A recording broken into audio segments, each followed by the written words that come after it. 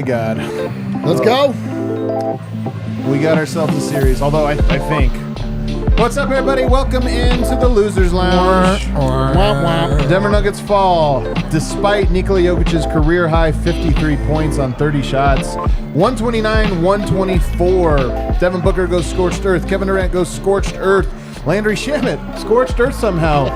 Actually, not somehow. I'm actually not too surprised by it. And then, of course, a crazy moment where main character Matt Ishbia, most notably known earlier this week for making fun of Dan Gilbert in the week his son died, gets into a physical altercation with Nikola Jokic, tries to steal the ball from him. Jokic gives him a shove, and now it's possible that Jokic might get suspended for the game. Ishbia not thrown out of the game, by the way. Still courtside the entire game. So there's no shortage of things to talk about. I got Brendan Vogt here. Plenty to talk about. I don't expect this to be the easiest pill to swallow. 2-2 going back to Denver. We got a series now, fellas. The basketball part of this was great. This was an unbelievable game with incredible shot making. This might have been the best game of the playoffs from a watching standpoint, or at least one of them, and I hate that it is not going to be about that at all. It's going to be about a main character billionaire owner who just arrived on the scene, but we'll get to it. Over here, I got D-Line. Yeah, guys, deflating, but, teams are supposed to win on their home court. The Nuggets, again, in a position to take a game that showed what it looks like when your role players are able to step up and actually contribute like they did for the Suns and they didn't for the Nuggets. Over there, I got Superstar Dev. Tough questions. Very uncharacteristic type game for the Nuggets. That one was a weird one. Was a weird one, man. There's a lot. Honestly, this show might be a couple hours. I'm going to try to fly through this fast breakdown because there's so much to get to. Very first play of the game, 3 offensive rebounds for DeAndre Ayton. Opening play, they get 3 chances, and you wonder, Ayton, been the center of attention a lot this year, or a lot in this series. Not trying hard, team not really trusting him. He got those plays. They still didn't trust him. They went with Jock Landale down the stretch, but at least he made some gave things. The image that they trusted. He actually made the biggest play of the game in the hold of Jokic on the jump ball that they ended up winning. Incredible. MPJ was everywhere on the boards early. He really was all game, but especially early, he was grabbing some boards.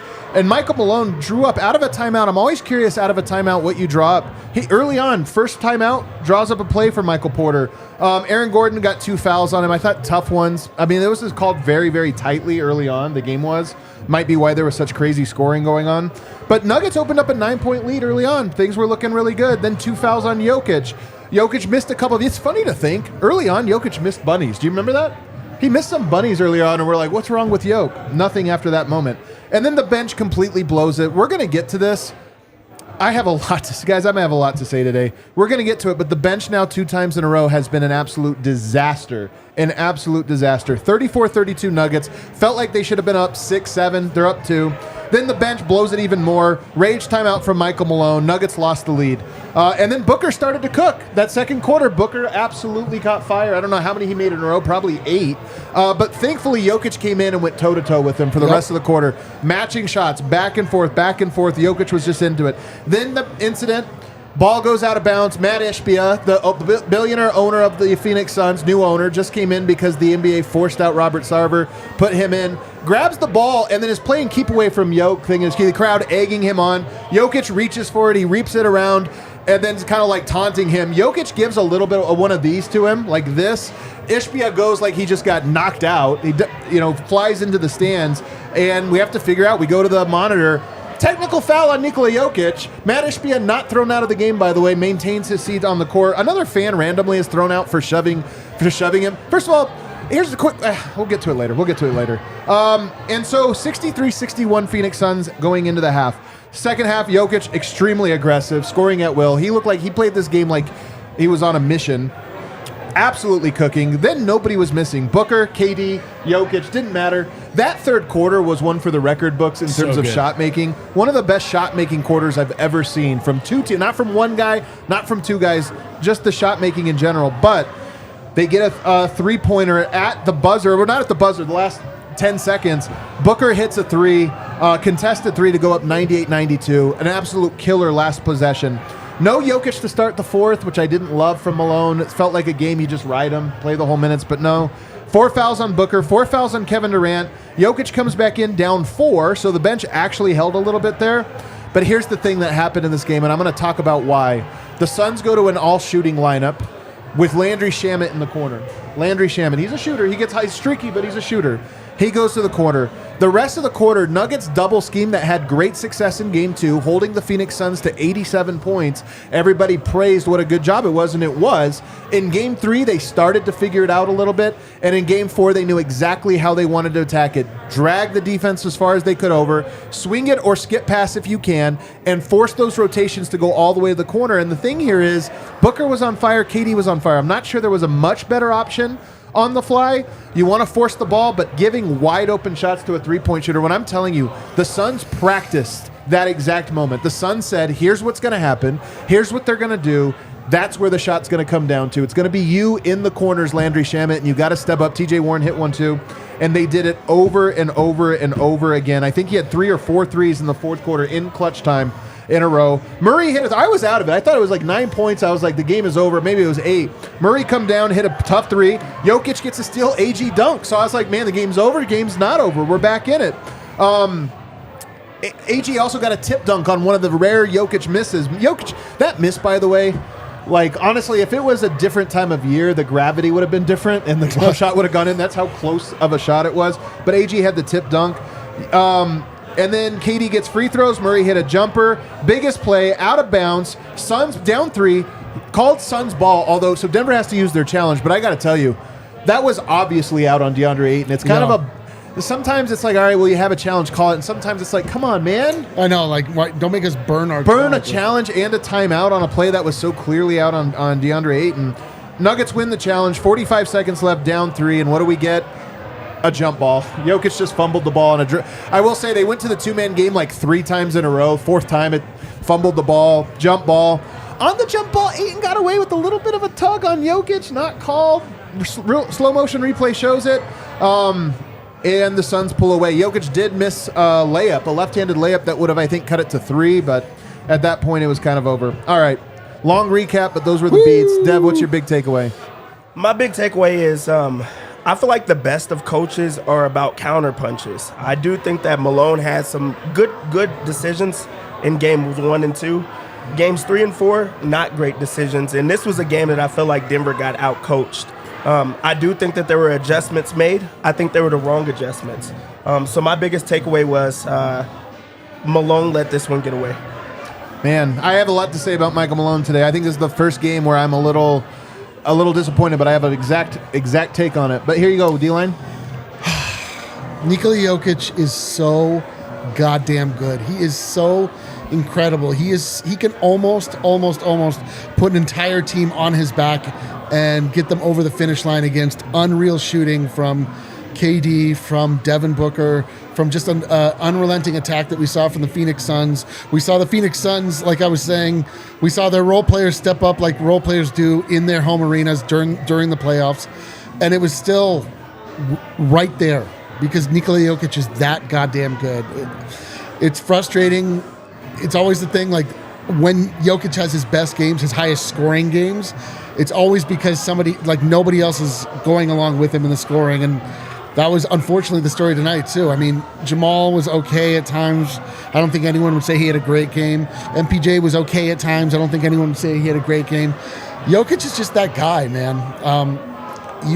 A lot of this is like what you expect to see out of the Phoenix Suns. I'm hoping, in the course of a playoff series, like you expect to see punch, counter punch. We can see what Malone and company are able to do when they go back and they can kind of analyze the tape, see the things that we're talking about, make the adjustment there. But, I mean, I'm bummed, but I'm not discouraged after that game. Yeah, for sure. What about you? I've got a couple. Try to go quick with them. The other max contract guys have to be better. The Jamal stuff is well litigated. He ended up with an efficient night. So I'm going to go to the other guy because I'm so quick to give Porter credit.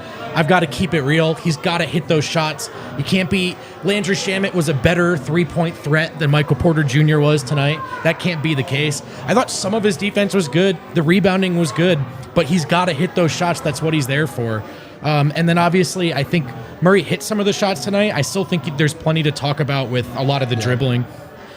I do want to say, though, especially because this series is in Phoenix, and so I think right now, and this is second straight game, as you pointed out, where all the starters are in the positive, except for KCP, and all the benches in the negative. And not just the negative. Minus 16 Jeff Green in 20 minutes. Minus 11 Bruce Brown in 20 minutes. Minus 10 Christian Brown in 8 minutes. And a damning level. Like, we've seen this so many times. You can't be that negative. And look, it's not just this simple. The role players do play better at home, worse on the road. Phoenix's role players have played better in Phoenix. Denver's worse in Phoenix. But it's also the responsibility, I think, of the coach to try to figure out why those minutes have gone so drastically different. And maybe some of it is the what the Jock Landale thing has done to the geometry of the court.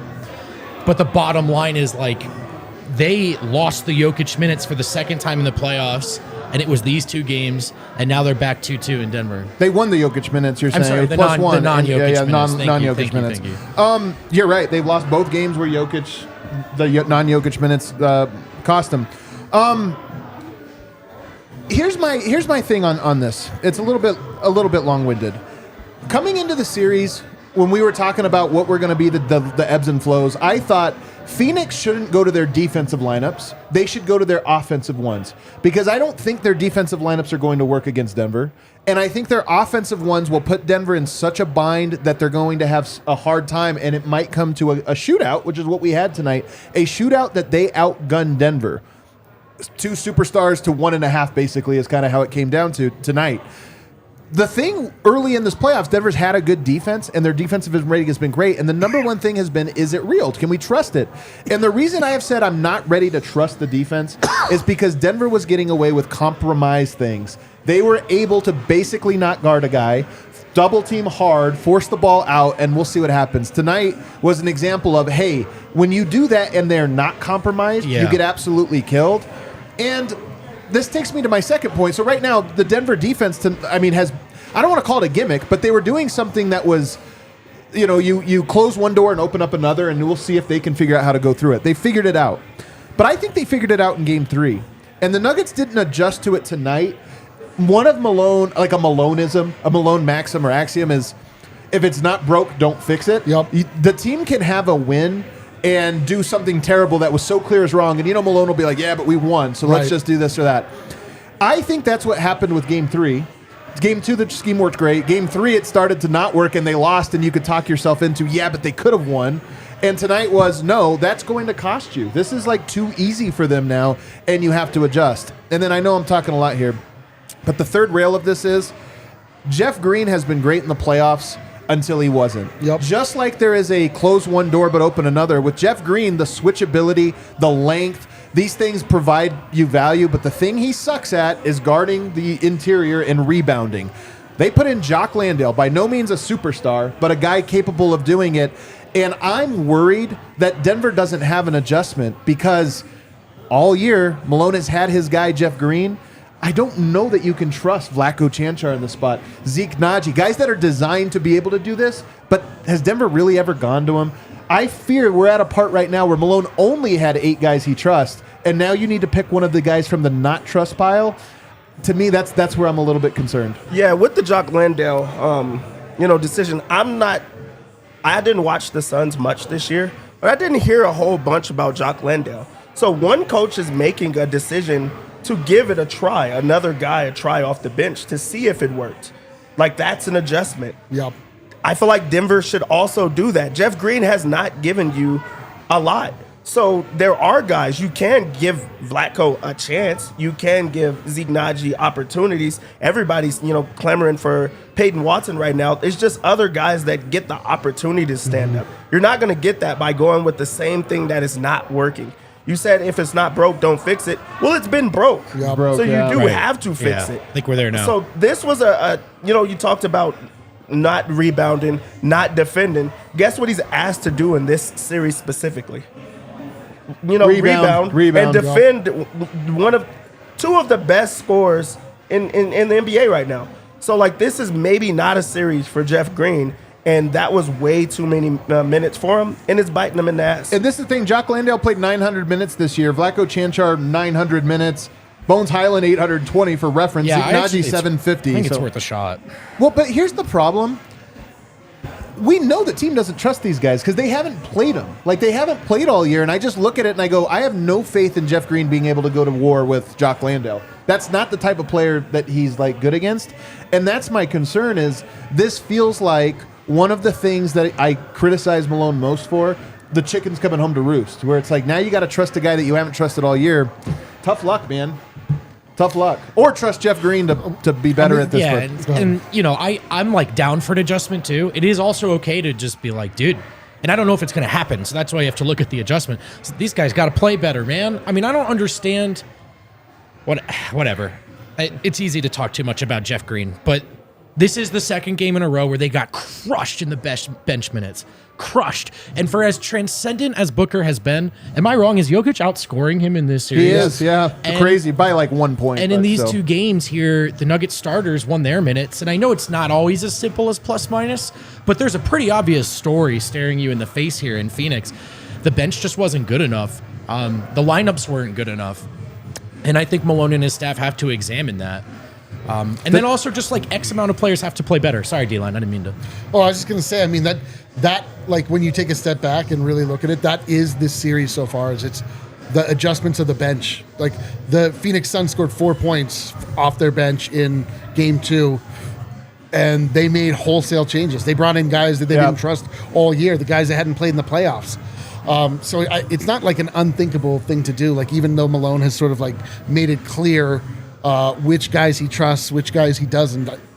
You know, we're not asking for a ton out of these bench units. You know, we're just asking for, even if it's not scoring, the real hallmark of the bench during the year was like, all right, or when they were playing at their best, it was like, all right, they can't score, but they can defend. And like right now, they're not really doing anything. They're just sort of taking up time, and not even enough time, because then Jokic still has to play 40 minutes. So the thing about benches is in the playoffs, it's all about versatility. This is why the Suns like bench. What is it at the moment? It's Jock Landale for sure. Landry Shamet after tonight, I think he's like in there. TJ Warren, sure, but Terrence Ross had some moments. TJ Warren had some moments. It's like, hey, what does the situation call for?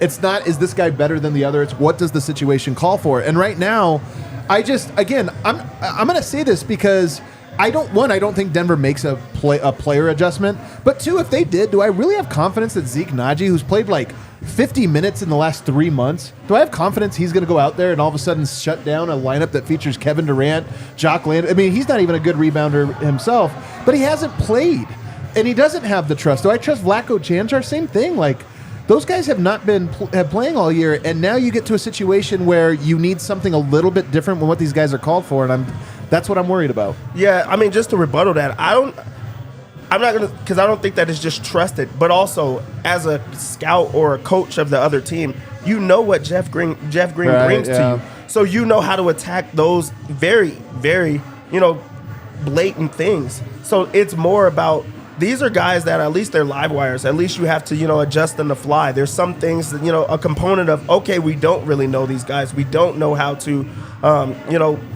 adjust to these guys. They don't have the same type of film. Jeff Green is what he is. So adding in those new pieces, you just talked about their bench. Those are guys that haven't played a lot of minutes this year.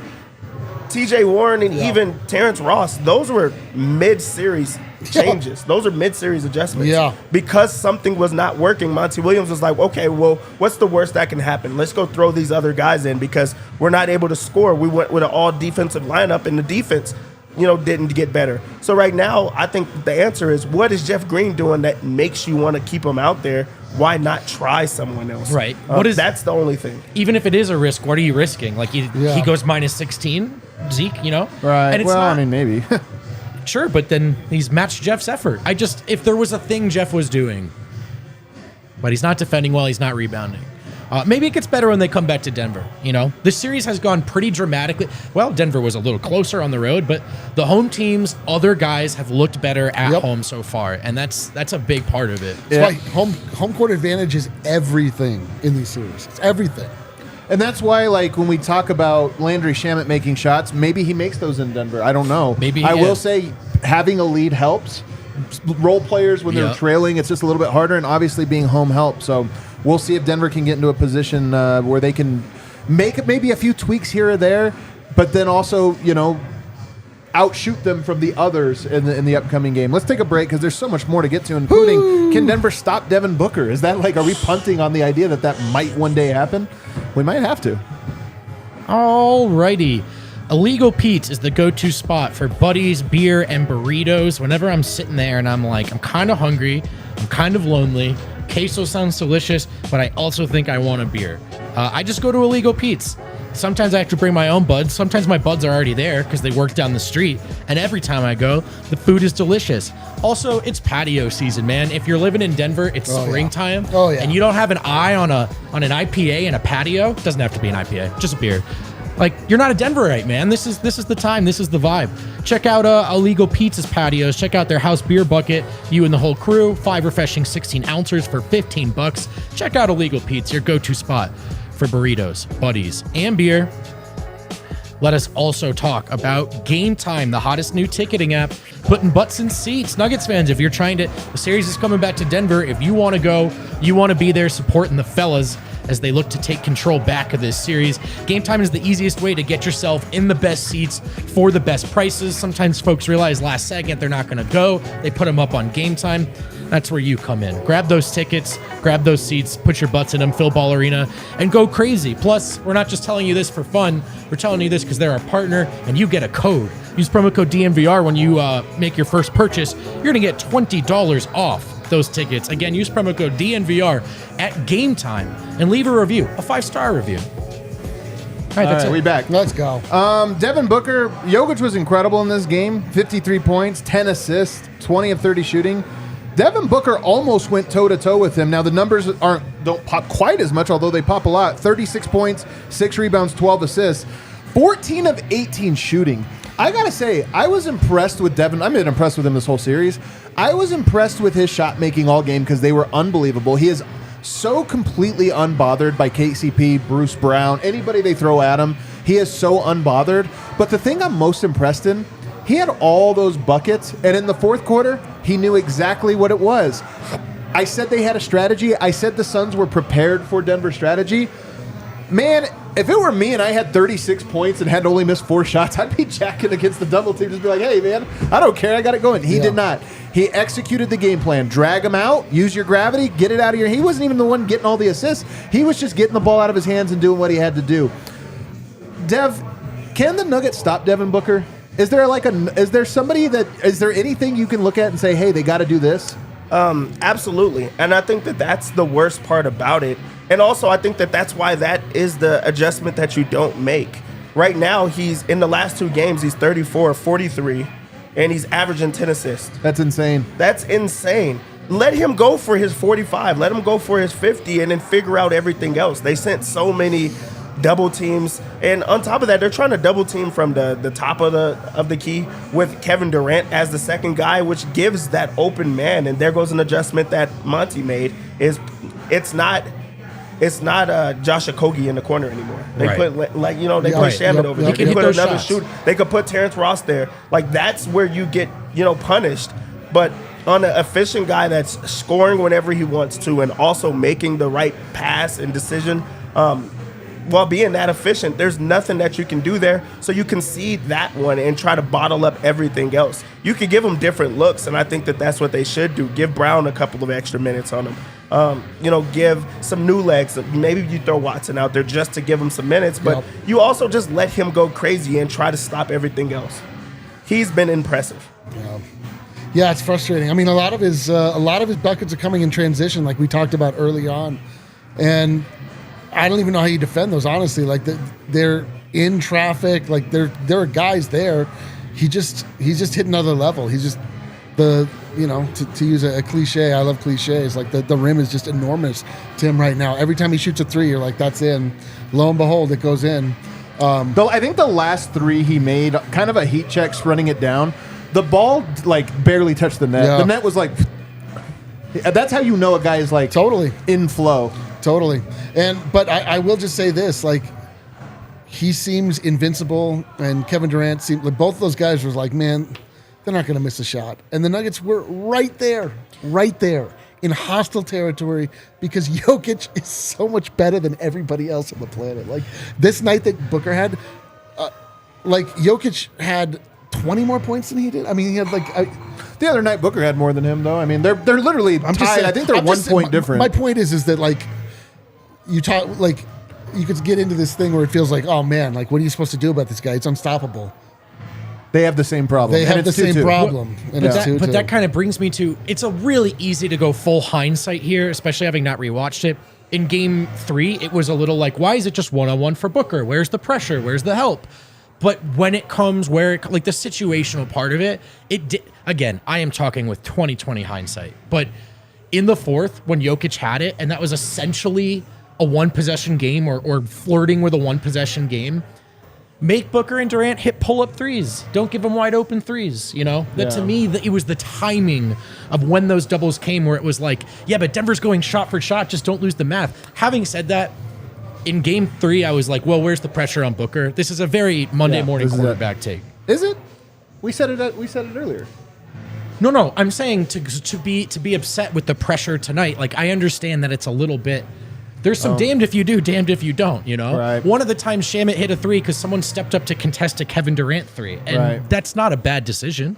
So, but I am also looking at it in hindsight and wondering at that point in the game, would it have been much smarter to make them beat you one-on-one? But it's all easy to say after the fact.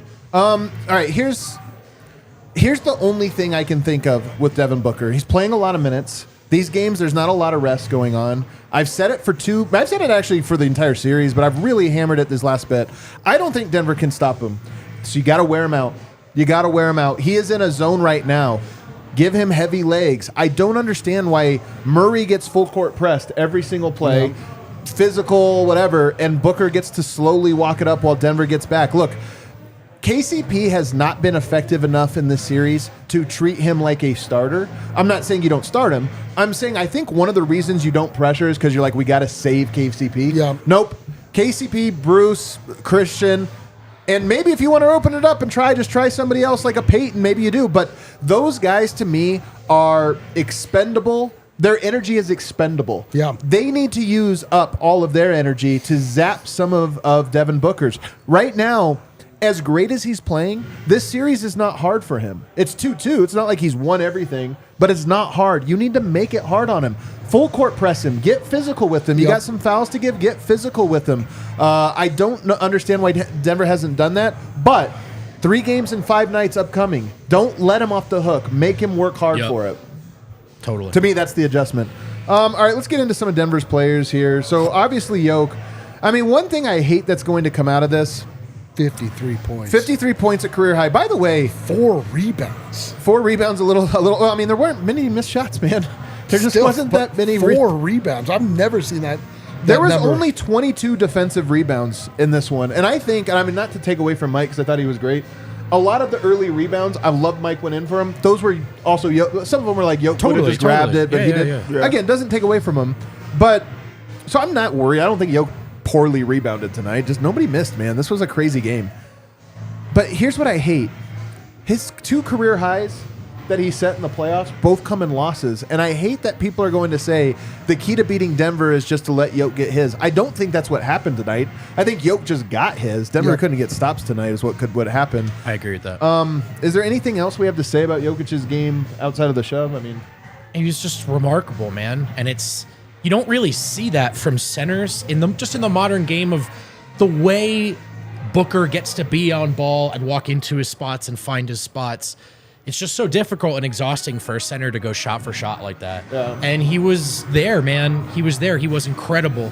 Maybe if you're feeling really cynical, 2 to 3 possessions in the final 5 minutes, you go, that looked a little sloppy. But also they're only in this game because he was God mode. This was... On some level, it was, I want to get back to seeing Denver not needing this from Jokic, but it was a little bit of a now they lost this game, but a nice reminder that, like, oh man, he can also just do that. If it comes down to him just to getting 50 up, he can just do that. But they need to win those games. They need to win those games, which they haven't done lately. Yeah, like, I mean, they didn't let Jokic get his. Jokic took his. Like, he started off a little, like, I would love for Jokic to just kind of look at this game and just sort of like quietly reflect on the difference between when things weren't going well and they were, like, and just come out and just start dominating from the beginning. They cannot stop Nikola Jokic. No one in the world can stop Nikola Jokic if he decides he wants to score. And, you know, it's always his preference to get everybody going, to get Murray going, to get MPJ going, to get the assists, to get the triple doubles. But, like, do you not feel he did that tonight? I do feel he did that. Oh, okay. Like in the beginning of the game, like I feel like we followed the standard Jokic script of getting everybody going. But I just want him to come out and just be like, you know what? Just it's me tonight. It's me. I'm going to score 70. Like what are you gonna do? No one can stop this man if he's motivated to score. In his last 2 games, he has 83 points and 27 assists. He's averaging almost he's a 48-17 or 40. What is that? What would that be? That's insane, man. It's unbelievable. Yeah, it is insane. But I mean, it's the aggression. After the incident happened in the crowd, he just turned on the switch. I'm just going to destroy every single time down. And you do want to see that earlier, especially because this is a team that is. They're conceding like, hey, Jokic is going to get his. They really do think that it's okay if he goes for 45, goes for 50. But he has to say, okay, then I'm going to go for 70. Yeah. I'm going to just outscore you by yourself if you're not going to send the double team and just take over in that way where other guys have to follow you. I think that Jokic was incredible in this game until the final stretch. You know, the last couple of possessions were not, you know, that great. He lost the ball. You know, like there was the turnover, the jump ball that was forced and things like that. But if he just turns on from the opening tip, I think that he demands everyone else to follow him because right now no one else is helping him, no one else is following him. Not you reliably. want him to lead in that type of way. So I just want more of that. Yeah. I do. I mean, the aggressiveness, though, I'm so curious to see how he comes out in Game 5. You do expect your role players to make more shots, so maybe he's a little more pass-heavy. I wonder if Phoenix adjusts their scheme. I think it would be smart of them to, just because Jokic is showing he's up for the domination. But at the same time, I'm with you, Eric. I hope that the aggressiveness in quarters 2 and 3 was more than quarter 1, even though I think he was aggressive. Just go right there right away. See what happens. Draw fouls. Try to attack. And you know what? Make them adjust. I mean, one thing is, Jock Landale, how many minutes did he get tonight? Because he's starting to play more and more. 15, 21 still. It's 21. still only, quote unquote, only 21. 27 for Ayton. You could put even more pressure on by drawing fouls. Make Landale come in early, mess up that rotation, and Yoke has the talent to do it. Let's go to Jamal Murray's game because it was a really weird one. 28 points, 5 rebounds, 7 assists. He was 13 of 25, making a bunch of his last shots because he was inefficient up until the very end of the game. He hit some big ones down the stretch. Yeah, Dev, what do you? I'll let Dev start on this one. Dev, what do you make of Murray? I think, honestly, that Murray has the toughest job. I do. Because you're trying to please so many people. You don't want him to score every single time. You don't want him to over dribble. You want him to run the 2-man game. You want him to stagger with. I think that is just a lot that is asked for him. I do think that he needs to be better at reading different times of the game where you can get into the flow of, hey, this is my time to score. This is my time to take over. This is my time to attack the mismatch. And I think a lot of times he's overthinking, every single decision where he feels it's my time. This was not a my time type of game. Your best player is he's scoring every single time down. When he's out of the game, that's when you take over. I think that's where, him not being a traditional point guard, that's where it becomes tough because he is best when he's scoring. And he creates a lot of mismatches, especially without them having Chris Paul. But there was a lot of high IQ plays in this game that he really just missed the ball on. Closeouts on defense. It was the defense for me that he was having the toughest issues of just not reading it. There was times that they were sending the double team and he wasn't seeing it because he thought that he was just good enough to get that shot off. And you could do that when you have the energy, but he doesn't have the stamina. He doesn't have the health, of these other guys, and also another guy that can create off the dribble as well with him. So I think that he just has to get better at reading what the defense is giving him. And I think that that's his biggest issue right now. I'm with you on the defense big time, especially down the stretch. Again, always have to rewatch. Come up, you got a lot of thoughts. You only saw it so well, but it did feel like defensively is actually where. And then also the bench minutes that he's playing, where it's like, I don't think it's really easy for him to just create shots there, but he's got to knock down the open ones in those minutes, I think. Mostly, though, And I think Chat brought it up, and they're right. Like, Denver got their points tonight. What they really struggled with defense. I think Murray was 3 of 3 down the stretch. Maybe it was a little sticky, but like I thought he was actually fine in that regard. He wasn't great defensively. Denver wasn't good defensively. And, you know, there's a lot to talk about offensively. Like, I didn't think Porter's got to hit those shots, all that stuff. But I think defense is really the story tonight for Jamal and the team.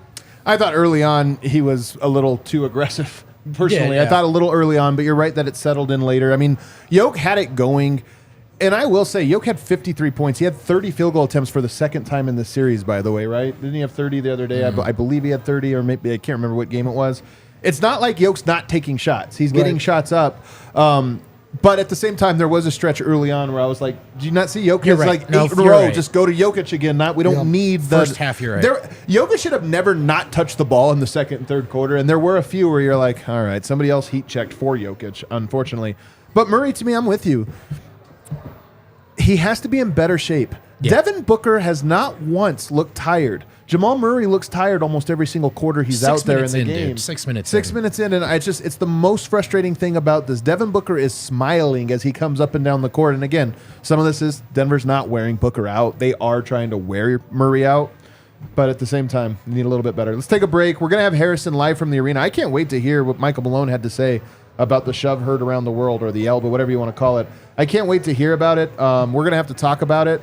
It's going to be a tense 24 hours as we await Adam Silver and see if he wants to go full stern and determine the series via suspension, if that's what he chooses to do. The series is coming back to Colorado. Jokic and Murray are coming back to Colorado, which means once again we'll have 2 premier 2-man games. Backus and Schenker are the personal injury lawyers that are there to help you win money, and they're not going to charge you until they've won.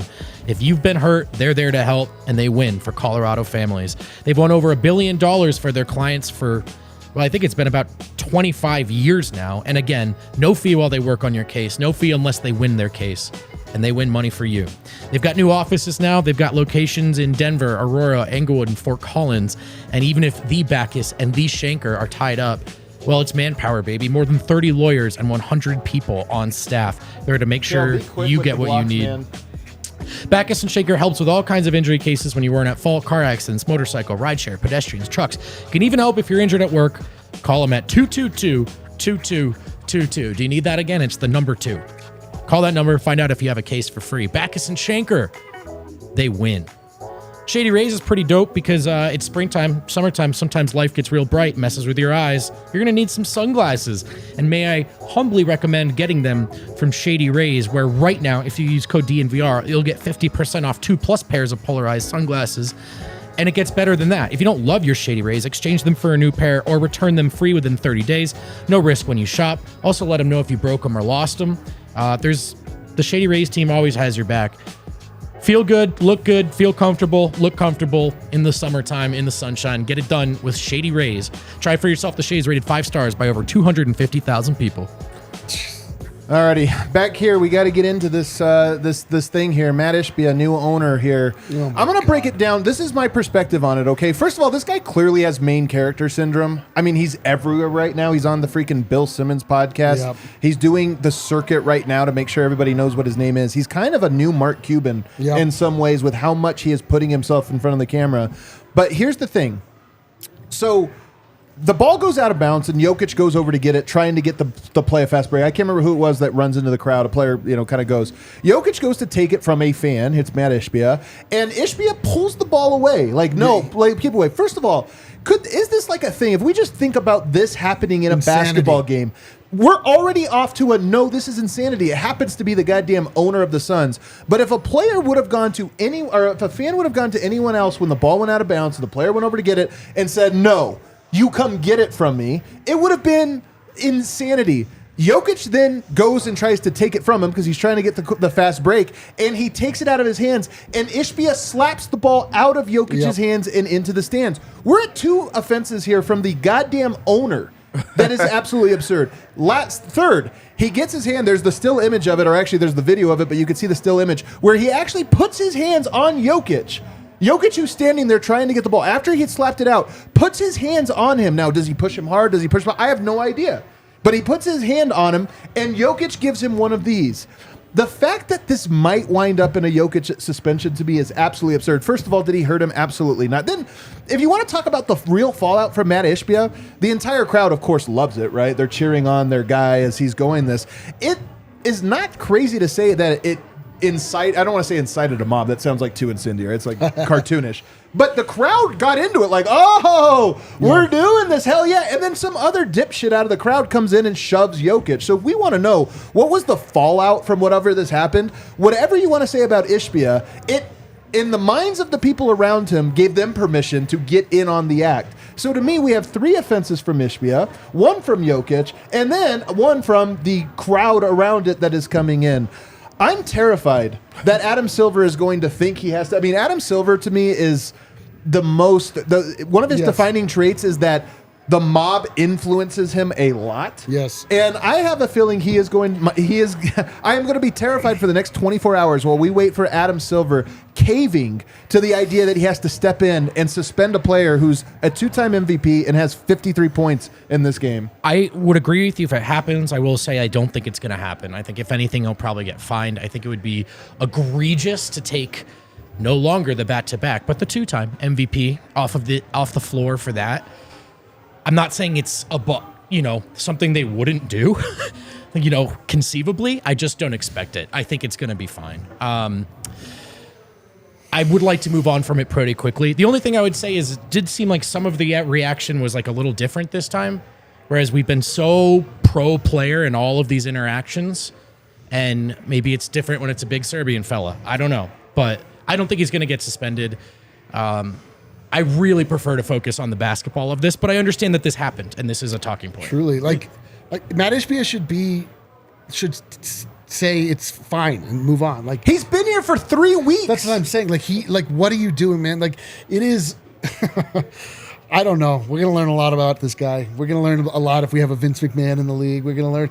Like, I cannot believe when he. Like, watching it again, the fact that he tried to deny the basketball to Nikola Jokic he and hits then it out knocked of his it hands. out of his hands is so unbelievable. I just can't even wrap my head around this. Let's just say that this is Russell Westbrook or LeBron James. And let's just say this is some fan sitting courtside that not only won't give the ball to LeBron, but once LeBron takes it from him, knocks it out of his hand, and then puts his hand on LeBron like this. Are we talking about this the same way? No. Are we talking about it the same way? Honest to God.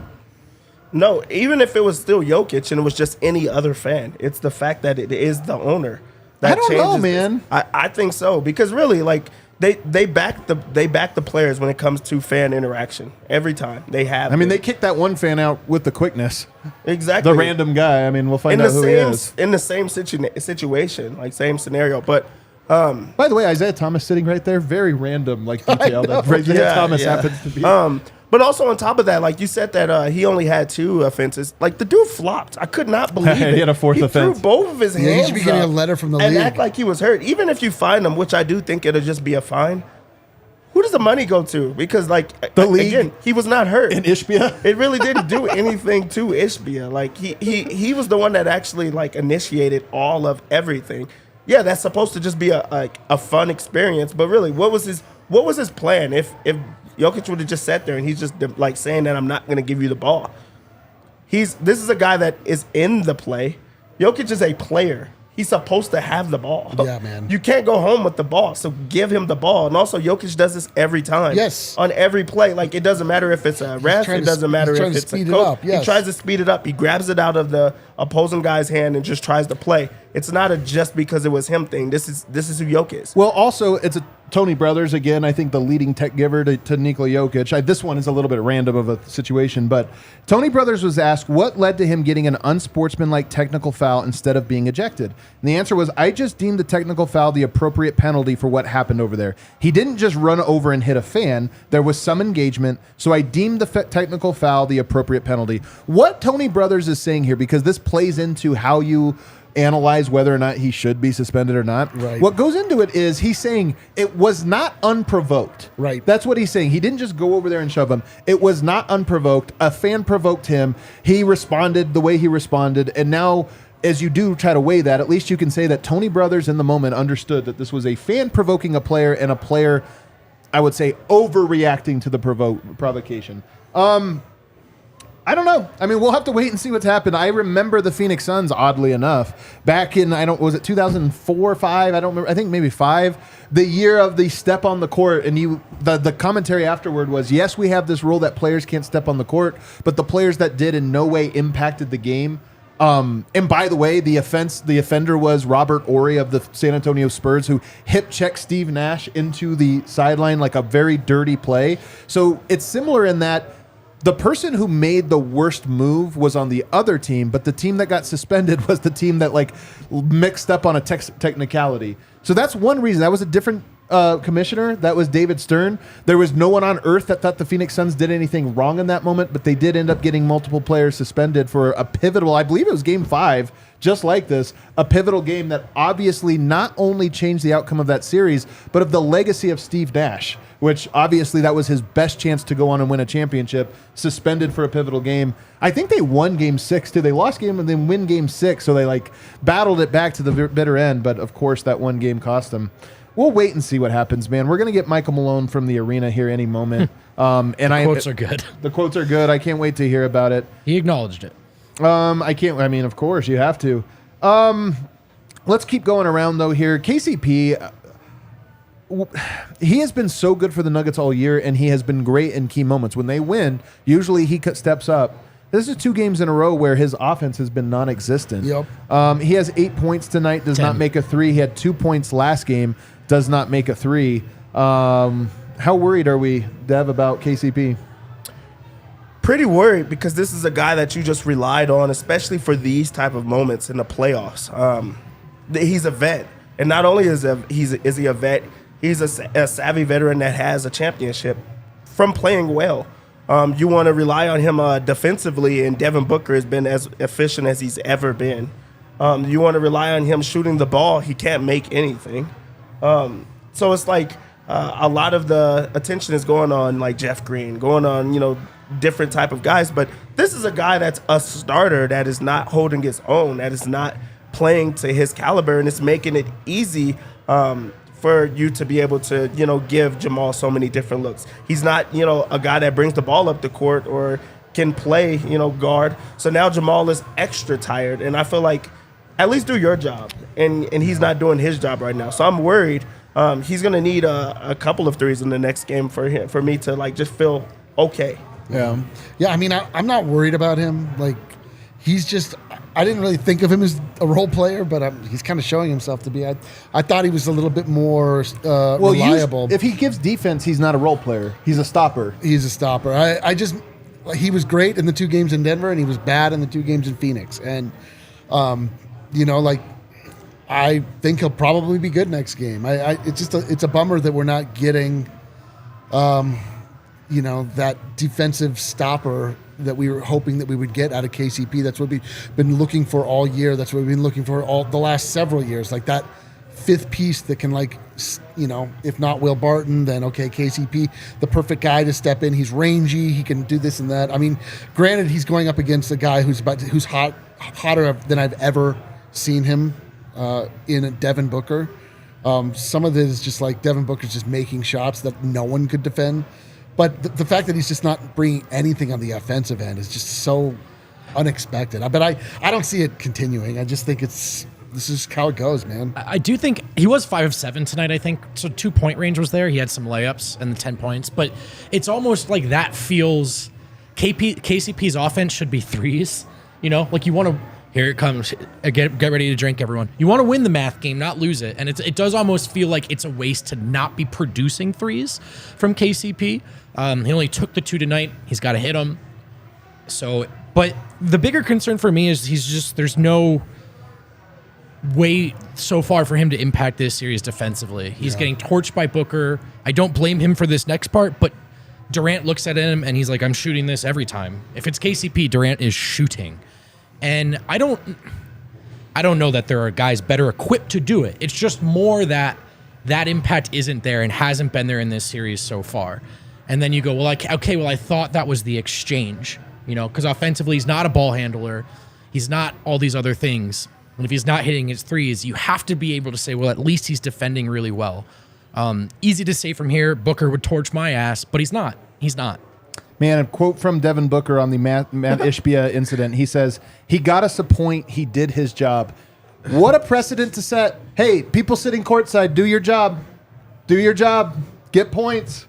Fans in the stand, do your job. Get points for your team. Unbelievable. Honest to God, man, I just feel like I'm taking crazy pills. I saw people on the timeline saying, talking about the Jokic incident or this or that as if like, you can't have this. What precedent would it set the NBA? Right. Players can just shove people. Players don't just shove people. No. Do your job. Do your job. Sitting courtside, do your job. Get points for the Nuggets. I'm serious. Piss off the players. Like, do your job. This is insanity to me, man. KCP, I think Devin Booker is proving to be. I had him. Most people have him when you do like the player rankings. You have the S tier, of which KD is usually a part of. And then you have the A tier after that, which Devin Booker is like maybe down the list of guys. There's like maybe one or two. Damian Lillard, you put him there. I am so impressed with what I see from Devin Booker, and quite frankly, I don't think KCP is up for the challenge. Here's one thing I'll say, though.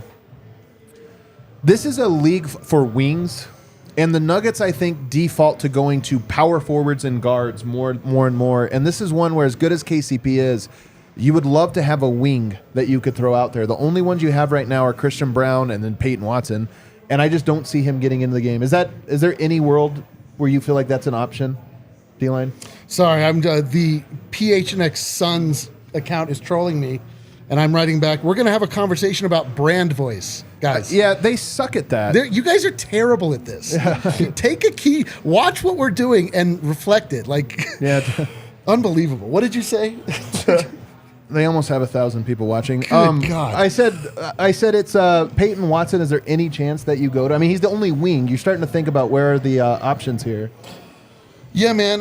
Listen, a change needs to be made. Jeff Green has shown that we can't have a conversation. We can't count on him to be to give us what we need in these moments. When the bench comes in, we need defense. We need rebounding. That's not what Jeff Green is going to be giving you. Peyton Watson was a phenom at the end of the season. I don't know that you can so quickly turn to him in such big moments, but they got to try something. Zeke Naji, I think, has shown that he played really well down the stretch. So did Vlatko Čančar. These are guys that they're not scrubs. They just, we have an idea about an 8-man rotation, and that's what it is. And it's like we're seeing from the other side of the aisle that's like Monty Williams brought in guys that weren't playing at all in the playoffs, and it's working for them. So it's just okay, time to make an adjustment. Sometimes you have a plan, and then your plan needs to be changed, and then that's that. This is that. It's time for that. Yeah, I don't think that it'll be Peyton Watson per se, but I think maybe more Christian Brown minutes.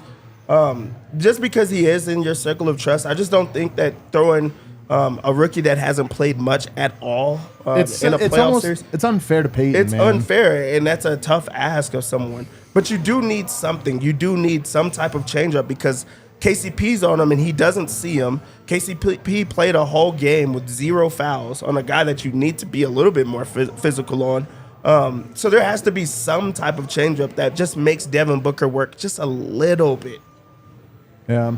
Let's take a break. On the other side, Harrison Wind is setting up shop right now. I can't wait to hear what Jokic had to say about all tonight.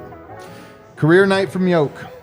Alrighty, Pins and Aces is the official golf apparel partner of DNVR. If you're trying to look fly on the course or even just around the city, get yourself hooked up with Pins and Aces. They've got shirts, hats, golf gear, beer sleeves, liquor sticks. Sounds like I made those last two up, but I didn't. Those are real products you can get from Pins and Aces, along with the amazing polos, hats, golf bags, all that stuff. Check out pinsandaces.com. Use code DNVR to receive 15% off your first order. You also get free shipping as well. So check out pinsandaces.com. But remember, use code DNVR. They're our partners, they're our friends, because they're family-owned golf and apparel business based right here in Colorado. That's our speed, fellas. That's our music. And I always love when I get to do a read for the first time. You guys know how Let's go. ultra prepared I am. Golf Snake is making it possible to find tee times in Denver. It used to be impossible, but now it's the solution. Calling dozens of courses and going to dozens of booking sites is annoying. That's why there's now one app where you can find every available tee time in Denver. This is actually pretty sick. It should be free to use it is free to use. Oh. Cool. It's called Golf Snake. Built by a Denver native. He's annoyed, just as you are, of waiting, trying to find a tee time. We've all got busy lives, busy schedules. So just check out Golf Snake. Go to golfsnake.com or get Golf Snake in the App Store and access every single tee time in Denver with one click, including those coveted weekend morning tee times. Golf Snake, every course in Denver, easy, fast, and free. All right, let's go live to Footprint Arena. Apple. Got it right this time. Let's go to Harrison Wind. My God, Harrison, what a freaking game with a lot of stuff to talk about. I'm going to let you talk about everything you want to right now. Man, I don't even know where to start, to be honest. Like, this was an incredible game to watch. There was an incredible amount of drama that happened tonight. There were some incredible quotes and storylines to come out of this game. But this was an all-time classic, historic Nikola Jokic performance. And it feels like it was wasted because, like, my biggest takeaway walking out of my seat tonight was, like, the Suns had two special players and the Nuggets had one. And that felt like the difference tonight. But maybe the Suns had three special players if you want to count Landry Shamet. Special tonight. He definitely was special tonight. I mean, you were critical of Jamal on the timeline tonight. Just walk us through real quick your Jamal take from this game. I mean, I felt like Jokic could have had 70 points if he got the ball more in the first half. Like, Nikola Jokic was scoring so easily in this game, and every bucket that Jamal got and tried to get was so hard. It just seemed to me that, like, the offense was not centered around, like, Nikola Jokic from the start. It got there eventually, but I thought there was too much of Jamal Murray taking difficult shots that he really had to work for tonight. And Nikola Jokic was getting everything so easy, and that seemed very obvious from the start, at least to me. I mean, I thought he did settle in. I mean, Jokic obviously had big-time second, third quarters, but you're right. Early on in this game, it was pretty clear. Feed Yoke, he's going to eat. But all right, walk us through the locker room. A lot of interesting things, I have to imagine. Yeah, for sure. I mean, the first thing I can report is Jamal Murray left the arena without talking to any media tonight. He was supposed to come to the podium, but left the locker room before the media was in and did not come to the podium. No way. So I can say that. Man, that's so disappointing. He pulled a Dylan Brooks. That's not good. That is. I don't like that at all. Yeah, so that was a bummer. But there was a lot of interesting stuff to get to for sure. I mean, I think we can start with the Nikola Jokic, Matt Ishbia incident. Michael Malone was talking about it, and I'll read you his quote here. He was asked about the technical foul Jokic got, and he said, I think it's crazy that Nikola got a technical foul in that situation, going to get the ball, and some fan is holding on to the ball who wants to be a part of the game. Just give up the ball, man, Malone said. And then Malone was asked about that fan being the Suns owner, and he said, I could give a shit who it is. Just got to give up the ball. Aaron Gordon was talking about that situation. He said, look, it's just ridiculous. Joker was trying to get the ball. He was like wrestling the ball from Joker. That was just ridiculous. And then Nikola Jokic was obviously asked about it as well. He was asked about the explanation he got from referee Tony Brothers on that. And he said, he told me I was elbowing the fan, but the fan put his hands on me first. I thought the league is supposed to protect us, but maybe I'm wrong. And then he went on to say that he was just going to retrieve the ball because Josh Okogie was down and the Nuggets had a 5-on-4 opportunity. I mean, anybody who's ever watched Nikola Jokic and the Nuggets play knew that's what he was going for, the quick restart. Yeah, I mean, of course, Yoke does it all the time. By the way, he's also great at it. Yep. So I don't know what's going to come of it. I mean, I don't know if you guys saw the pool report, but Tony Brothers says in the pool report that Jokic deliberately gave him a shove and pushed him down. So that's why he was issued an unsportsmanlike technical foul. So I don't know what's going to come of it, but we'll see. Curious, though, it's hard to throw out an owner or to even remove him, but it is weird to think about if he saw the shove there, he clearly saw the other things that were going on that led up to that one. So did anybody ask him, do you know about that part of it? Did anybody ask why wasn't the fan removed from his seat? Did anybody ask Tony Brothers that? Yeah. No, that was not in the pool report. I mean, we know what the real answer is. That's the owner. You can't throw him out. But I'm just curious if that's going forward, if that's the acceptable behavior from fans in the sitting courtside. If that is like, hey, it's okay to do that. Just don't put a hand on him, but it's okay to do it. Well, I think that's what Nikola was getting at when he said, I thought the league is supposed to protect us, but maybe I'm wrong. Like, if the league was protecting the player in that scenario, yeah, the fan would have been tossed. This is why I brought up, Westbrook or LeBron or this, because when these incidences happen before, by the way, to a lesser degree, because there's that actual like tug of war with the ball or anything, it's usually just a fan getting a little rowdy or this or that. That's the storyline, is always one of these fans one of these days is going to do something. They're going to cross the line. One of these fans is going to make dangerous, and the league has to protect them. So I think Jokic is right here. I'll say what is interesting, though, is as that was all going on, their Nuggets assistant coaches were like out to half court pointing into that corner right over there, pointing at a couple fans that they thought should be ejected.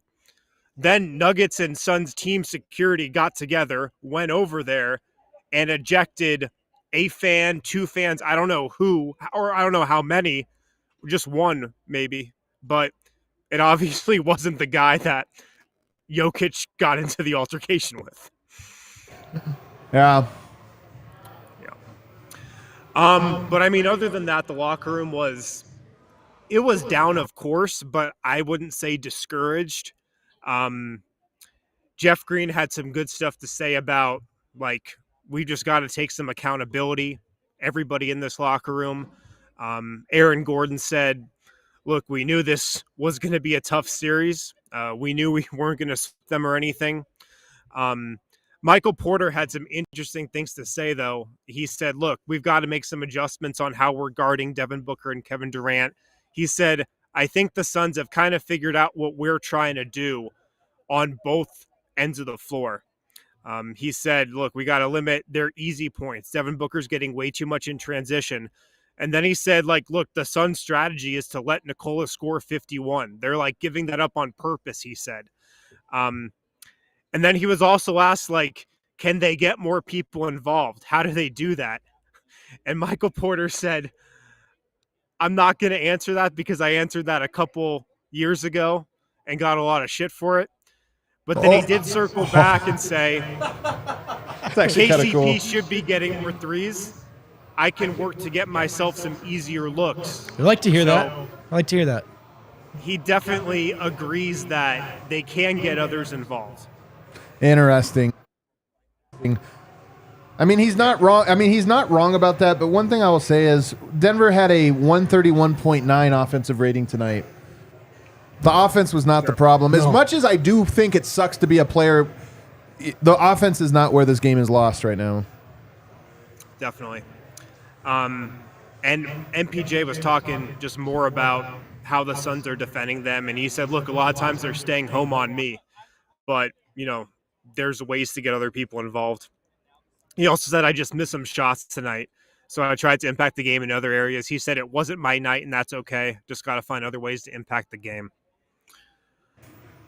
And then Nikola, who had 53 points tonight, he was asked about his night. He said, look, I was just making shots. I was attacking the paint. I don't know. It was just my night, I guess. But that's really all he had to say. Obviously, he spoke a lot about just the incident with the fans. About the incident. What's that? How many questions was he asked about the incident, roughly? You know, was it one? Was it multiple? I think 3. 3 questions? And then Nuggets PR said no more questions about it. But Really I think interesting. I think he answered it. I think he gave us all the info he had. Well, I'm curious also, just what was his general temperament with this game? I mean, did he seem pretty down? No, actually, not at all. He came to the podium and he didn't have a box score in front of him, and he was asked about how the Nuggets can defend the Suns better, and he joked that he couldn't give an explanation because he didn't have a box score in front of him. So he was in a fine mood after the game, to be honest. Yeah. Any other take? I mean, I know when we were around writers, everybody kind of, while we're waiting around after a game, everybody kind of gives their perspective. What would you say? I know you're in Phoenix territory, but what has sort of the conversation been around the incident? What has the conversation been around the incident? I'm saying, are people calling for Jokic to be suspended? Are they calling for Ishbia to be kicked out? Are they calling for nothing? I think they're calling for nothing.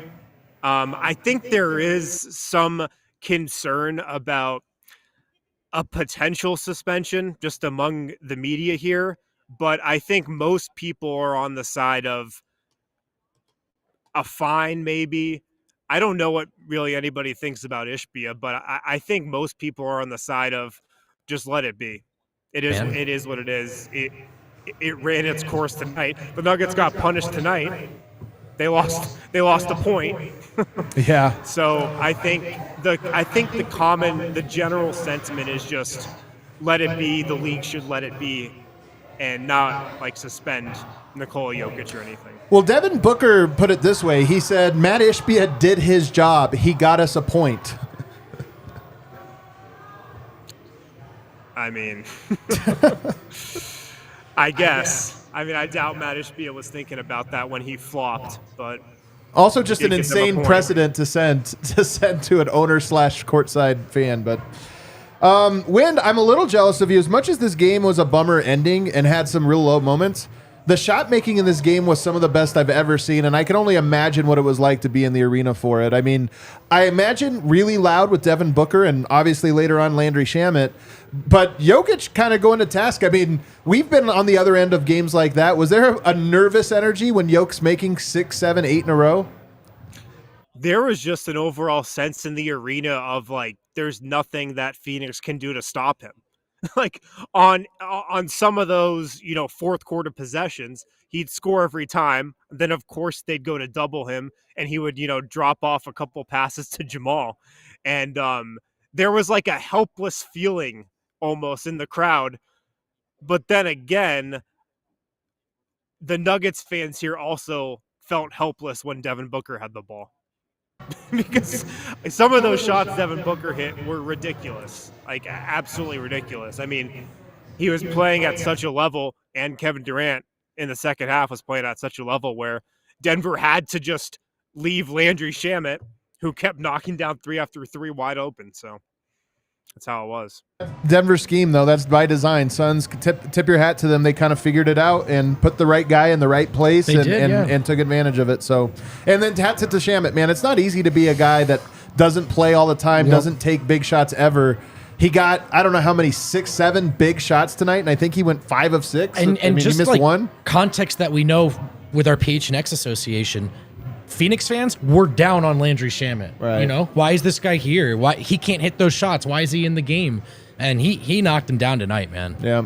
Hey, man, we were clowning Landry Shamet in games 1 and 2 because Jamal Murray clowned him. You got to give Landry Shamet his props for hitting shots. Yeah, absolutely. All right, Wind, anything else?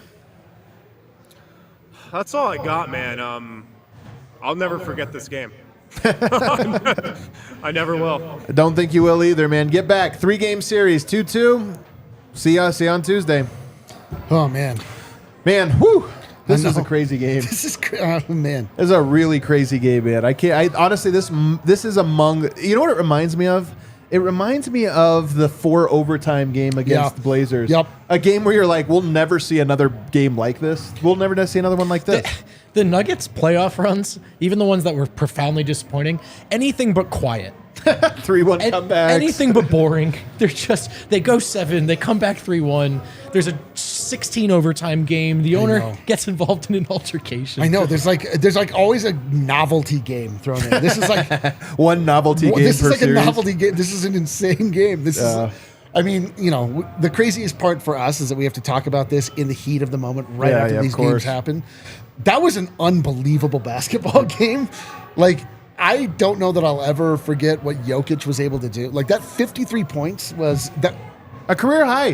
The fact that Jokic has set career highs twice in the playoffs is like, people never talk about Jokic not being a playoff player again. It's insane that It this is is a insane. narrative that somehow just bubbled up That's from lazy. the ether. It's beyond lazy. Beyond He's lazy, having man. monster games. It's like the first. It's not since Wilt right now. It's like the first ever. Yeah, dude, like Wilt's one like, of oh one. man, not since Jokic. Like every single time. So that's wild. Yeah. All right, let's take. We have a final break. Oh, I believe we 'Cause hit it. We already hit all of our breaks. Let me double check. That doesn't sound double right. check because we do have an We enormous. did. We We've did. got all of our reads in? We did 3 reads, buddy. Dude. Let's go, man. Alrighty, Let's now go. read these super chats. Then I hear we got a lot of them. I'm curious to see what the people Dude, are saying. Sickos. I love it. Oh, sorry. By the way, for those of you who joined late, was there any Malone criticism? Literally the first take of the show. Dev's big takeaway. Also, I went on like a 10-minute I know, rant. dude. That was the most I've ever talked consistently without throwing the rock to anyone else. And it was all about Malone's not wanting to make an adjustment off of what he deemed to be good process, and was good process. But he Yeah. always sticks with things one game too long. And Yep. this is exactly what, in my opinion, is the biggest, I don't even know if I could say the biggest takeaway, but it's certainly right there in was line of it. Dev's So big yes, takeaway. lots of Malone. We're with you. Malone We're with you. Criticism. Please. Okay, Walter Worthy. Shooters can't hit open shots, and I guess we're only going to play 3 bench players. How much less does Jess have to do to get fewer minutes? Yes, both losses were close on the road, but still down bad. Well, losing sucks. The part I'm most worried about this, you guys, is it's not that I feel like you should play Zeke or play Vlatko. Like, maybe those guys will do a better job. The thing is, Denver hasn't built towards that. No. That's what I'm afraid of is I think you could have been in position to have built towards that, but they did not. We'll see if they make an adjustment or not. Jeremy, Brooklyn, Nugs fan. Just learned a lot about you. We have won all year as a team, laughing at teams that lean too heavily on their stars. 2 stars. 2 stars. We just lost to a team that is playing exactly like we played all season, using everyone, coaching. Man. It is, I mean, I hate to say it, but how many guys have played minutes in this series for them? 13? Yep. They finally found it, though. But they, it took them a in while. the first 2, everyone was screaming what an absolute coaching disaster that was for Monty Williams. He's playing 11 players, and like they're searching. Like in game 2, though, he went to new players. Campaign was, remember, it was all play yeah, but campaign, it wasn't until this now that game 3 that he started to use Ross and Yeah, he only Warren. had like a minute. Like it was very, very garbage time for campaign. No. I'm saying, so they went with guys in game 1, and everyone complained that they needed to play campaign. They play campaign in game 2. Oh, and Jock Landale. Turns out Jock Landale was the right of those guys. Game 3, you did TJ Warren and Terrence Ross. And then game 4, Landry Shamet getting the minutes that he did. Damian Lee also earlier. So I'm just saying, it's not like he didn't play. I think Monty made the wrong players early, but he eventually found it. He eventually found also, it. I can't wait till Chris Paul comes back. I just need him back. Also, 2-0 without Chris Paul is crazy. role players play better at home. Now Denver's got to do the same as it comes Gotta back. do it. The mile-high bubble. If the Nuggets don't blow it up, fire Malone, axe MPJ. Guys, come on. And Murray, who can or shoot. It's 2-2. 2-2. guys. It's 2-2. Listen, Malone's I mean- had I think Malone has had, A great we had postseason. 5, 6, 7.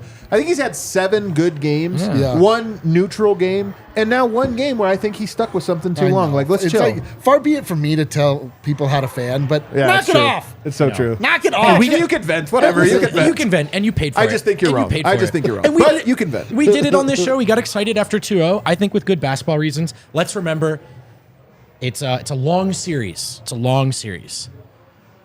Celio 2-9-0.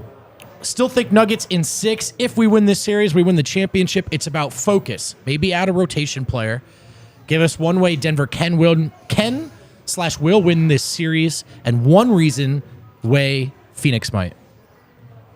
I mean, the role player. I honestly think role players is the biggest. We can debate approach from all these starters till the cows come home, and there are a lot of good points scattered in that conversation. I really think the single biggest things that changed from Denver to Phoenix are whose bench guys played well. I think that's the biggest thing. Also, like, I always talk about how the NBA is in their Moneyball phase right now, where people have kind of perfected the game. There was a stat I saw earlier that was like most 40-point games in a playoff run. 2018, LeBron had 5, whatever. Devin Booker has 6 already. Jokic has a handful. Murray has a. So you're like, scoring is. We've gamed the system now to where guys really are. KD didn't miss tonight. Booker didn't miss tonight. Jokic didn't miss tonight. Murray only missed in the first quarter, but then our first half, and then he kind of caught fire. Crazy. Hugo 48. Can you guys contact Calvin Booth? We'll do it right now and tell him he needs to make sure P.W. is getting some more minutes. Do you guys think that's Calvin Booth's call? Yeah, that's not Calvin Booth's call. I also love the idea that it's like our call. Yeah, you think that's my call? We'll let him up. We'll let him know. Jack Neiman. Green needs to go. Put Najee or P.W. I'm sad about MPJ. Me too. The Nuggets win Game 5. We win the series. Reggie? Maul? Needs someone else with that second unit. Hart. That was a lot. That was a lot. Also, the second unit, like Aaron Gordon, who I think has had a great playoffs, those guys just got to play better, man. They got to defend better. They got to rebound better. I know Jock is a real 5 and Gordon isn't, but he's got to step up too. Jerry J. Malone is out of his mind running a 7-man rotation. 8. Way too much talent left on the bench in series that is begging the Nuggets to show some different looks on both ends. Jeff Green 1 rebound tonight. Look, I will add it's a little unfair because we spent all season destroying the guy for having such a big rotation because Denver's bench was bad. But I do agree that we're at the point with Jeff. It's worth a look. Gordon Glasner, does it matter? Real ones are here, even for all the pain, heartbreak, and outrage. We're all feeling it, Nuggets Nation. But get your shit together because we're winning this damn series. I love it, man. I love it. Thank you, Gordon. Yeah, I need it. Gordon is so positive, man. Dude, he's the way he gets he's it. the best. I'm better. He gets it, man. Oh, we got more from Dylan Smith. I love this team, and I feel they will bounce back. People already calling for Malone's head is crazy. We will be fine. Back to home court. Every fan base calls for their coach's head after every single loss. Yeah, I mean, dude, including the Warriors fans. You got to wonder, is Steve Kerr the Warriors' mark? Is there a chance Eric Spoelstra is the only good coach in the NBA? We'll talk about it next on the DNVR show. Lucas Sanders, I will choose to focus on the narrative tonight. No one is going to talk about the undermanned Suns anymore. Our championship story is going to be so much better because of this game. Shit, that is like 8D chess, rose-colored glasses. I love that, dude. I love that. Would you trust Watson on KD? Probably not, but I mean, honestly, I think Aaron Gordon is doing a good job on KD. Like KD's buckets, maybe when I rewatch, I'll feel different, but KD's buckets feel like that's Kevin Durant. Yeah, you know what I mean? Like he's doing a good job here. They're making him work for it. Booker's the one that's like, he's not even sweating out there. Hook'em 15. It's hard not to overreact when Booker is practice hot right now. That part is true. Does anyone want to step up? Jokic masterclass and gets embarrassing output. Others do need to step up. No 2 ways around it. 2-2. 2-2, baby. Plenty of series. Joshua David Dillard. Schwabi. Yes, our defense has to be better. But the rest were the Suns' 6th man. I've never been more confident in a loss. Those calls won't happen in Denver. I honestly, here's the thing. I don't think the officiating in this series has been bad. I mean, unbalanced, I should say. Right. Every game has its own texture. Game 2, the refs were not going to call a foul. And players were complaining both ways. There was a lot of missed calls, but it was clearly the ref saying, hey, it's a physical night. We're letting you play physical. Tonight, I thought they called it really tight, but they called it tight both ways. They were in foul trouble too. They had key guys in foul trouble as well. To me, people always asking me, Adam, can you talk about the officiating? I will talk about the officiating very, very, very rarely, and when I feel it's most egregious. In this series, guys, I just don't think there's bad calls and good calls, but I don't think there are slanted calls. I don't think it's been tilted in favor. I do genuinely feel bad for Aaron Gordon, who I think has had some tough calls, and he's playing good defense. But that's because he has the toughest job, and I get it. Kevin Durant got the superstar whistle, but Jokic got the superstar whistle too. The Nuggets had a huge free throw advantage in Game 2. This is just part of how it goes when they're in Phoenix. It does suck to watch, though. 29 to 23 is also within the margin of error. Yeah. That's even. Warm wearer, CP3 has unlocked their offense, in my opinion. Sunstars can play freely without obligation to go through him. Need some Aflalo like 3-and-D from our guards. There might be something to this. I mean, Chris Paul, for as great as he is, every play you take the ball out of Booker's hands right now is a loss. So there is something to, if you just let Chris Paul have the ball more, Booker probably has it a little bit less. It's so true. But I will say this is one thing I've talked about earlier. if Chris Paul comes back, it's not going to be till Game 6. I think that was they kind of rolled him out Game 5. Yep. It just throws one more wrinkle into a series. Like teams, I always say teams are usually out of adjustments by Game 4. I don't think that's true in this one. Denver now has an adjustment, but Denver might have one more adjustment left. You bring Chris Paul back, it kind of resets the clock. Yep. Both teams all of a sudden have enormous adjustments they can make, and it's tough. Yeah, but I would rather Chris Paul have the ball in his hands than Devin Booker. Also, he's not an off-ball type of guard. So it is giving Devin Booker the ability to actually just score. Also, it's giving Devin Booker the ability to just make one extra pass instead of the 2 or 3 that it takes when he has the ball to slow it down. So I really do want Chris Paul to come back. It's crazy. KC Mack, Super Chat, what are your thoughts on the potential narrative about a suspension? We did discuss that earlier in the show. Appreciate KC, this. Yeah, but we spent time on that. we want to acknowledge I mean, the it would Super suck. Chat. It would absolutely suck for that I to agree happen. with that. A whole season to come down to that. I love this Super Chat because this is the best part about the playoffs. The Suns are my most hated team in the league. That smug face. Yeah. I actually love in a true way how it just makes fan bases hate each other. Me too. Playoffs almost always do. Almost always do. Donnie, no backup 1. Wing and C is catching up. They've adjusted to our 8-man rotation. Games 1 and 2, they look book KD, ISO, and take tough 2s. Replace Jeff and AG at the backup center is hurting them. DJ can rebound and shot block. Try others. F it. Yeah. Jose Aviles. Also, can AG try to dunk on KD every time he gets the ball? Can KD really stop AG in the post for a whole game?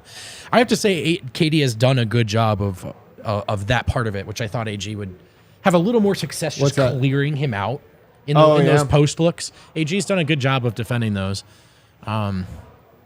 Jody in NOLA. The Nugs had the best home record and a losing road record. It's not a series until you lose at home. Aaron Rodgers just called and said RELAX. Relax. Aaron Rodgers reference, was not expecting. Yeah, me either. Me either. And we got more Super Chats coming in. The next one. You're Kel good, Kel? panicking. The next one, Seed Ahmad. The fix, Syed, thank you. The fix is clearly in. NBA wants Braun versus KD Western Conference. Whatever. Oh, man. Maybe. It's a 2-2 series. It's a 2-2 series. You know what, though? I approve. But I'm also mad. Yeah. Robert George, winning a championship isn't supposed to be easy. We got this. Go Nugs. No, it's not, baby. I agree, man. They're underdogs in this series. Everybody always says the hardest thing you've done. Watching it is the hardest thing I've Yeah, done. dude. right? What about talking about it right afterwards and then Hardest thing I've ever done. taking Kinda is. comments from the general public? Kind of is. A little harder than it looks. If we lose to 12 dudes, the corpse of Chris Paul, Krusty KD, and Nuclear Booker, I'm convinced you can't win an NBA through development. Tough. S. Williams 2, Sun owner flops better than D-Book. Loud Arena weak trash talk. 53 wasted. MPJ can't hit a shot. KCP on a milk carton. Jamal dribbles more than S3. Throwing your own son under the bus. And by the way, I've seen clips. S3 does dribble. S3's a dribbler. He's a dribbler. He's nice with the rock. That's unbelievable. That's an unbelievable Super Chat. Our guy. Oh, God. You guys are the best. Walter Worthy. Adam, remember Matt's stat on Jamal and Jeff? Maybe share that with Coach Malone. Matt's stat. I'm sure he's seen it. Big Name K, Big Namek. The fact that Ishbia is responsible for that situation makes it worse. The owner is responsible for everything in their arena and was the direct cause. I can't talk about it anymore. I'm retiring from the conversation. But I will read since you paid it. Should we start Bruce Brown? Share ball handling. Oh, my God. Please, no. Share ball handling duties for Jamal and give Book a different look. No, this is part of. I mean, Denver. No roster is perfectly constructed, but every roster has a little bit of flaws. But the one for Denver is there's just not a second ball handler. You also, if you put him in the starting lineup, there's no backup point guard at all. At all. There's no way they bring the ball up the Reggie court. Jackson, let's go. I also don't. Dude, I would have a heart attack if Reggie Jackson steps on the court this series. I also don't think Brown's done a good job on Booker, to be honest. Durant, yeah. And Booker is unbothered by Denver's defenders. Yeah. There is not a guy that has done a single thing to Booker By the to way, throw him off. I want to circle back because we're quick to make playoffs. jokes because he's our guy, but Matt's take about Denver not having guys to guard Booker, He dead right about he was that 100% correct, man. And I And actually, it was the shock of the century for me personally. I He agree got with him that at one the time, absolutely but he right was right. because I thought Denver did. just need to celebrate that post move when Jokic faked the handoff and split Ayton and KD like they weren't even there. Wow. I do wish 2 games in a row. I wish we could be talking about how dope Jokic was. Yeah. I know. Can't always get what you want, can you? 55555-ish. This will be the most important. What does that say? BO3? What does that mean? Of Malone's entire Nugget career, let's see how he adjusts and bounce back at home. Don't lose faith. Go Nuggets. Best of 3. This will be the most important best of 3. I think you're right. I think it's true of everyone on the team right now, man. Everyone on the team. Did CP3 going down increase their pace? Is it me? I think Dev said so earlier. There's something to it. JK Walrus. Silver linings. Nuggets won't shoot 30% from 3 forever. Careful. Don't tempt fate. Nor can Book shoot 80% 3 games straight. Right? I also wouldn't tempt him. Nuggets were right there. Let's go hold serve. Really is. That's the thing about it. Denver had a good win in game 1. 2, 3, and 4, man, could have gone either way for both teams. This one could have easily gone Denver's way. This series, man, the easy wins are gone. Yeah, totally, man. And I was actually almost shocked at how easy games 1 and 2 went. So there's a lot to... It's true. This is a good team. Daryl J. Glazer. Living on the East Coast, I love to watch along with the DNVR crew. Even when the ending isn't great, you make fandom awesome. Home wins. That's what we love to hear, man. Way to pick us up, man. Yeah, dude. Sometimes Super we Chatter's need stepping picked up. Every now and again, we're not perfect. Just kidding. We're perfect. Laking Ball. The hater. Unbelievable commitment. All right, wow. 2 great games. My Celtics choked that game so bad. It was right there. No timeout. And Tatum dribbling, taking his sweet time. Why Brown doubling, leaving Harden open. Celtics in 6. Man, that was a full recap of the entire game. Nugget Really show. is it. Got his money's worth. He did get his money's worth. I will say, man, that double was really dumb from Brown.